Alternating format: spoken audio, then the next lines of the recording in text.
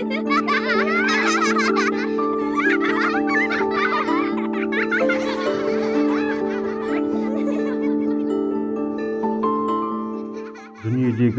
ең шынайы, ең таза күлкі ол баланың күлкісі. Бұл күлкіде жасандылық жоқ, бұл күлкіде тек қуаныш бар. Балалық шақ адам өміріндегі ең жарық, ең ұмытылмас кезең.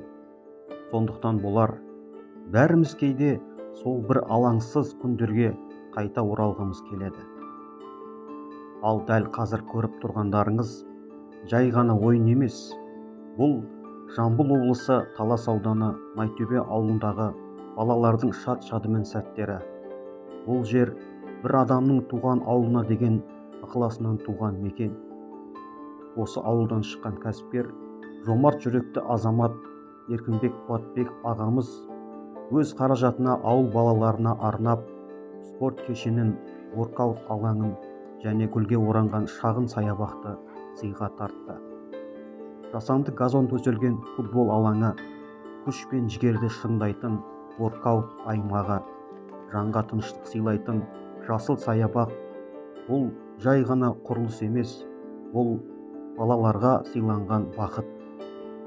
Бүгінгі видеомыздың басты кейіпкері осы қуаныштың себепкері болған Еркінбек ағамыз жайлы болмақ.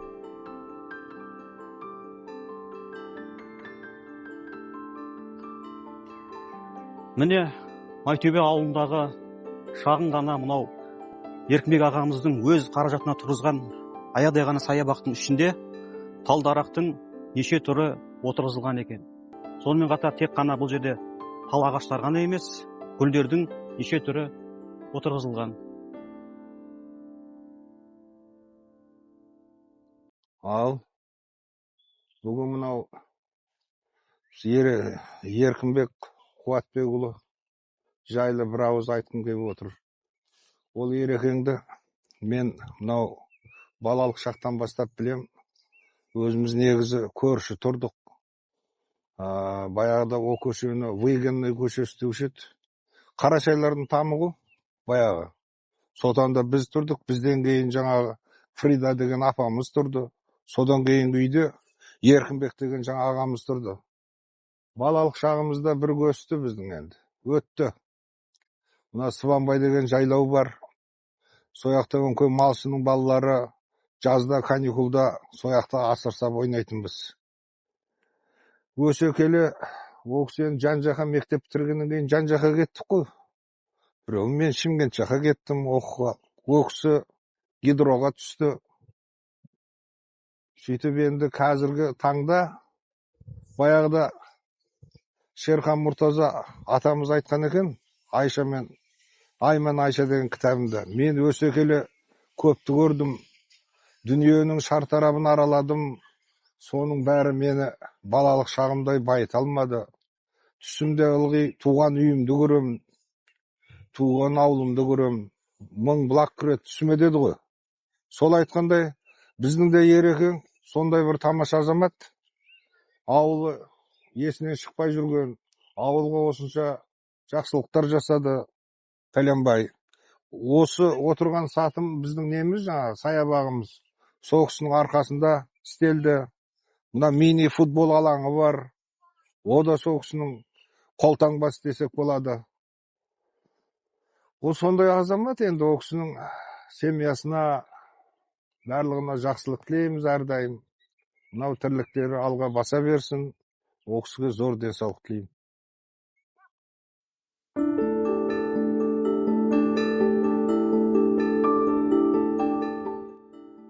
Кеше ғана бос жатқан бұл алаң бүгін жасыл әлемге айналып келеді. Жарты гектар жер, бірақ сыйлап тұрғаны шексіз тыныштық.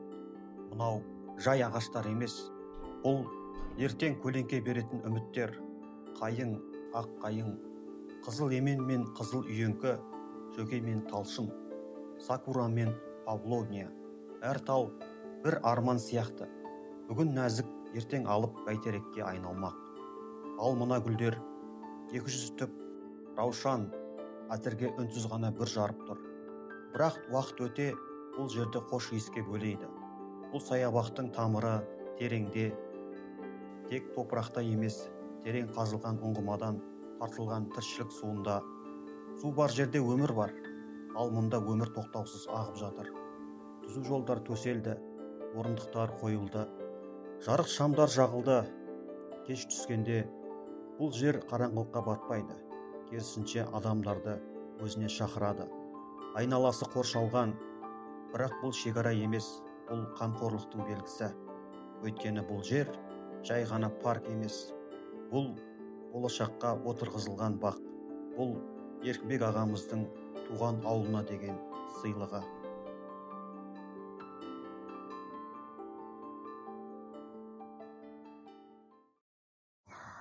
Жақсы, мына Еркінбек қайнағамызға атын атай берейік.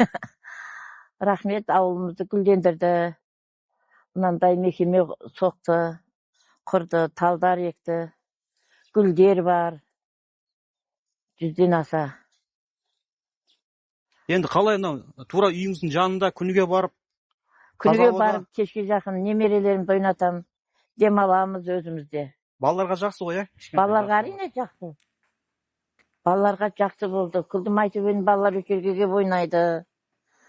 Өзімізде көрдік ойнап жүрген балаларға. Ойнайды. Балаларға да жақсы болды. Рахмет айтамыз қайнағаға.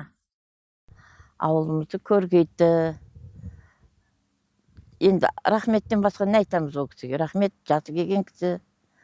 Осы кісіден үлгі алайық бәрімізде. Ауылдың балалары да үлгі алсын. Жақсы.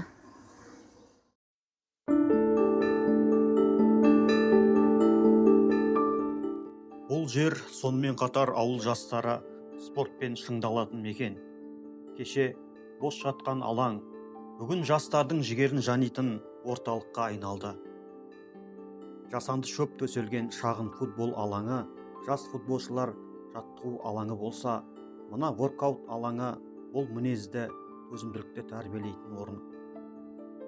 Кеш түссе де бұл жер тынышталмайды. Өйткені биіктігі 9 метр болатын 17 прожектор ауылды жарыққа бөлеп тұр. Бұл жарық жай жарық емес, бұл жастардың жолын ашқан мүмкіндік. Ең бастысы, бұл нысандардың есігі бәріне ашық. Ауыл тұрғындары үшін бәрі тегін, ал оның артында көрінбейтін үлкен жауапкершілік жатыр. Жөндеу жұмыстары, электр қуатының шығыны барлығы бір адамның мойнында. Бұл кешен, бұл парк ешқандай демеушісіз, толығымен Еркінбек Қуатбеков ағамыздың өз қаражатына салынған. Құрылыс барысында ауыл жастары жұмысқа тартылды. Әрбір еңбек бағаланды, әрбір маңдай тер уақытылы төленді. Өйткені бұл жерде тек қана спорт кешенінің құрылысы ғана жүрмеді. Бұл жерде ауылдың жас спортшыларының болашақ жеңістерінің іргетасы қаланды. Туған жерге деген қамқорлық, ол болашаққа деген нық қадам болмақ.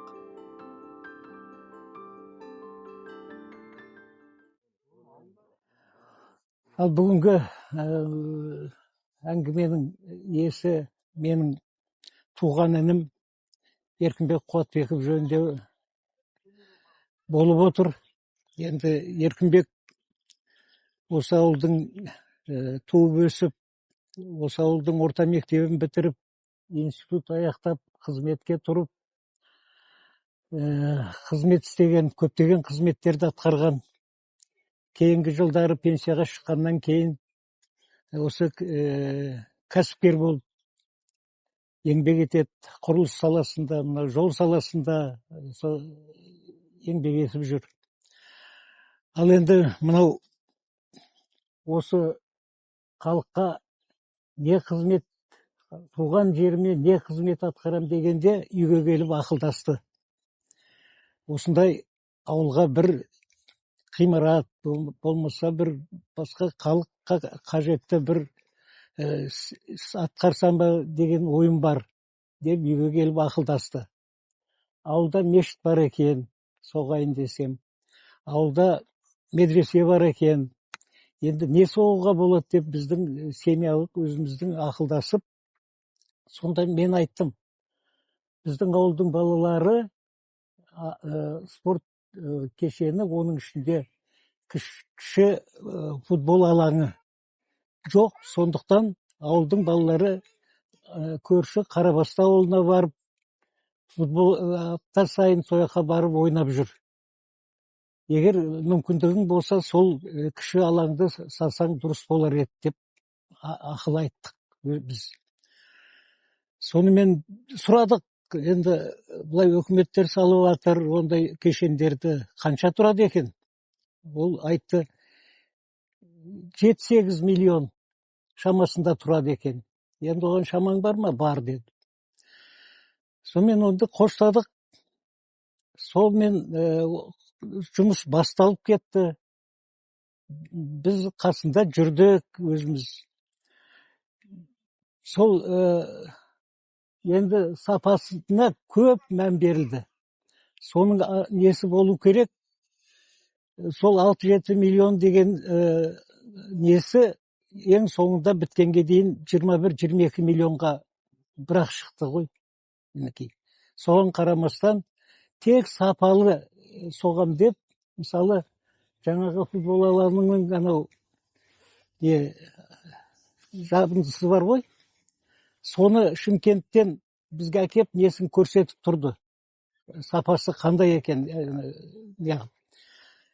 Сонымен Шымкенттен бір әкелді. Біз жақтырмадық, шыны керек. Мынау тым қысқа нелері қысқа екен. Сонымен қымбат болса да барып Астанадан алғызып жабындысын қылды. Мінекей сонымен қазіргі кездері балалардың игілігіне жұмыс істеп тұр. Қазір қанша жыл болды? Бірнеше 7-8 жылға.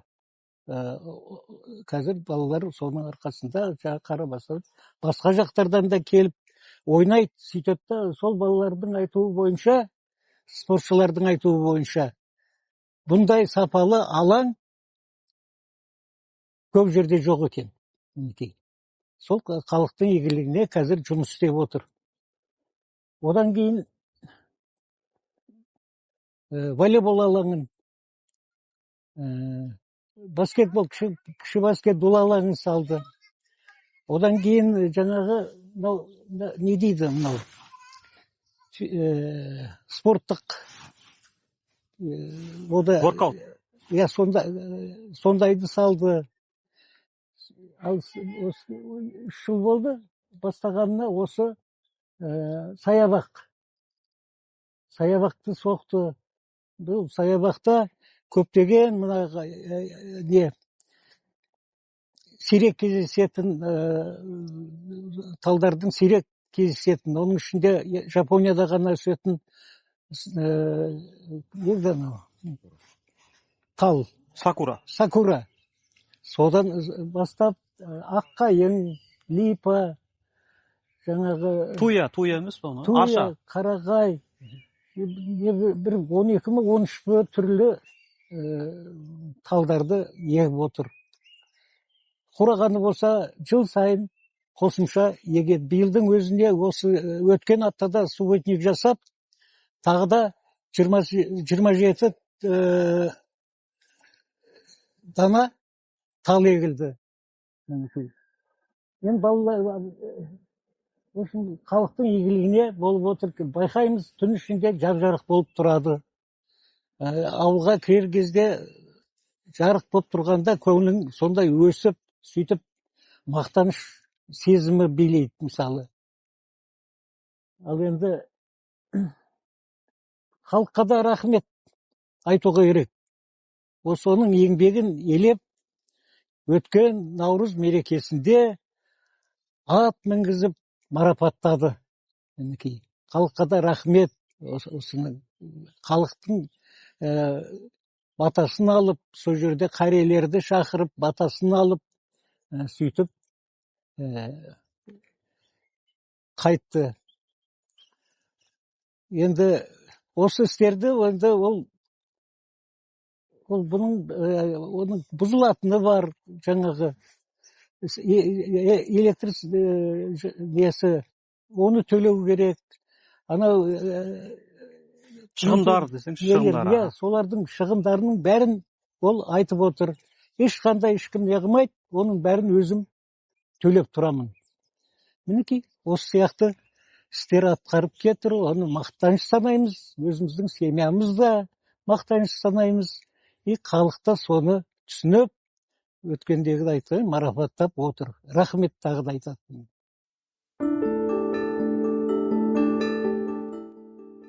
Әрбір игі істің артында бір тағдыр, бір өмір жолы тұрады. Бұл Майтөбе топырағында дүниеге келген қарапайым ауыл баласының тарихы. 1948 жылдың желтоқсанында осы ауылда дүниеге келген Еркінбек Қуатбеков балалық шағын осы жерде өткізіп, осы жерден үлкен өмірге қанат қақты. Білімге ұмтылып, 1966 жылы ауыл мектебін тамамдап, 1971 жылы құрылысшы инженер мамандығын алып шықты. Сол сәттен бастап оның өмірі еңбекпен өрілді. Қарапайым мастерден басталған жол прорабтыққа, бас инженерлікке ұласты. Зауыт басқарды, елдің дамуына үлес қосты. Аудандық, облыстық деңгейде жауапты қызметтер атқарды. Ал бүгінде құрылыс саласында өзіндік орны бар кәсіпкер. Бірақ оның шынайы биігі қызметінде емес. Оның шынайы биігі туған жерге деген адалдығында. Жылдар бойы еңбегі еленіп, еңбек ерлігі үшін медалімен, президенттің алғыс хатымен, құрметті құрылысшы атағымен және жомарт жүрек сыйлығымен марапатталды. Бірақ нағыз марапат бұл емес. Нағыз марапат халықтың алғысы. Сол алғыстың бір дәлелі осы Майтөбе ауылындағы спорт кешені. 20-22 жылдары өз қаражатына салынған бұл нысан бүгінде ауыл балаларына тегін қызмет етіп тұр. Футбол алаңы, воркаут, спорт пен үміт тоғысқан мекен. Бірақ адамды толық танытатын тек еңбек емес, оның отбасы, оның тәрбиесі. Еркінбек ағамыз шаңырағында Асқар Таубәке, өмірлік серігі, білім беру саласының үздігі, математика пәнінің ұстазы Шоқан Төленді қызы. Екеуі 4 перзент өсіріп, 3 ұл бір қызды тәрбиелеп, бүгінде 13 немеренің ардақты ата әжесіне айналған. Әрбір перзенті өмірден өз орнын тапқан. Қызы Қалима кәсіпкер, ұлы Бақытжан жол саласында, Ағаділ әке жолын жалғаған құрылысшы, ал кенжесі Қайыржан ел қорғаны прокурор. Бұл жай ғана отбасы емес, бұл тәрбиенің, еңбектің нәтижесі. Өйткені жақсы әке тек бала өсірмейді, ол болашақты да тәрбиелейді. Біздің Майтөбеден тұңғыш билікке тікелей қатынасатын органда, яғни райисполкомда, облысполкомда қызмет істеді. О деген сөз, ондай қызмет екінің біріне беріле бермейді. Сол қызметіне лайықты жұмыс істейтін, елдің қамын ойлайтын, жалпы осындай дәрежеде болатын адамдарға ол сенген қызмет. Мінекей, қазір біз отырған сағаттың ішінде мына бұрыштан жүгіріп бара жатқан, тағы дөне жүгіріп жатқан балаларды көруші едік. Жайылып жатқан бұзауды, немесе ешкілерді көруші едік. Шаң-шұң болып жатшы. Енді мінекей, қандай керемет, жақсы сәт. Елдің мынау бір мезгіл келіп, отырып, әңгімелесіп, жақсы жаманды бағалап, не қылатын жағдайға жетті. Осының бәрі айналып келгенде, енді өсіп келеткен балаларға бұлай бақыт, бағдар беруге үлкен себеп болып тұр. Осы үлкен игілікті тілектестігінде мына елдің кеп демалатын жағдай туғызды. Бұның екінші тәрбиелікте мәні бар. Өсіп келеткен ұрпақтардың осы Еркінбекке не қылып жаңағыдай сондай неменен тәрбиелейтіндігі білініп отыр. Осында ары бері өткенде байқаймыз, спокойно отырған жас балаларды көреміз. Осы кітабын ұстап, бірдеме ұстап жатқан. Осының бәрі сол тәрбиенің нәтижесі. Мына Еркінбек сияқты азаматтардың игілікті ісін қолдағандығы, оны құптағандығы, оған риза болғандығының белгісі. Енді осыдан кейін бұл осы ауылдың жағдайын Еркінбек емес, енді Еркінбектің аяғын апқан жігіттер бар, өсіп келе жатқан. Осылар жалғастырып кететіндігін, осы тірлікті арғы атқаратындығына мен өз басым өте сеніммен қараймын.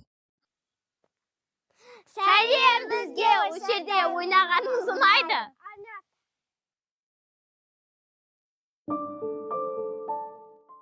Еркінбек ағамыз бұл спорт кешенін ауыл жастарының болашағы үшін тұрғызды. Бұл жай ғана ғимарат емес, бұл ертеңге салынған сенім, ұрпаққа бағытталған жол. Ал кешенге берілген атау жүректен шыққан үлкен құрмет. Өзіне өмірлік тәрбие берген еңбек пен ерліктің үлгісі болған Ұлы Отан соғысының ардагері Көлбаев Қуатбектің есімі берілді. Бұл әке рухына тағзым, бұл өткенге құрмет, болашаққа аманат. Ал ауыл халқының алғысы бөлек әңгіме. Оны біз келесі видеоларда бірге көретін боламыз. Еркінбек ағамызға осы істеп жатқан еңбек үшін мың алғыс. Еркінбектің осындай атқарған жұмысы үшін халықтың атынан, өзімнен атымнан көп рахметті айтқым келеді. Бүкіл ауыл халық өте ризашылықпен рахмет. Еркінбек көке, сізге рахмет.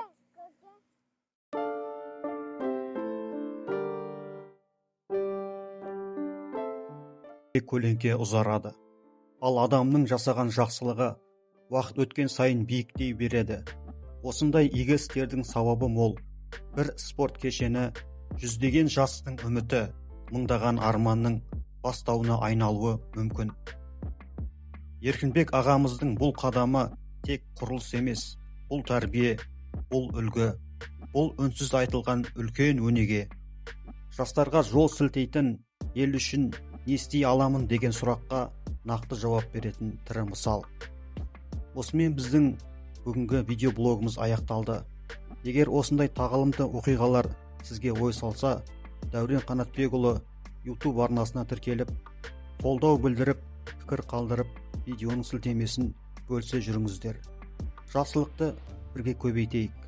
Келесі видеоларда жолыққанша аман сау болыңыздар.